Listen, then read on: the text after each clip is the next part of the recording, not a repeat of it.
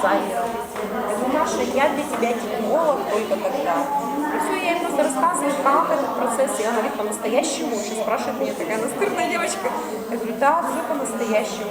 И как будет это самое, вот прямо вот как уже, я думаю, да, как уже. У них такой разговор. Поэтому человек, когда ученик готов, учитель всегда есть.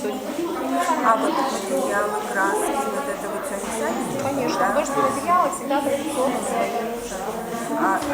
Вы сами выбираете, вы им подсказываете? Техника, она служит только для выражения чего-либо.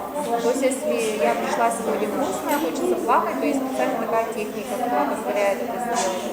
Если я, наоборот, хочу принести радость людям, чтобы долго запомнили мою работу, то есть такая техника. То есть техника — это прикладное искусство, это не самое главное. То есть мне хочется, чтобы они сначала головой научились думать, а потом уже руками. Но все это через руки, но все через руки. Ну, как бы, ребенок пришел, он вообще ничего не умеет. Хорошо,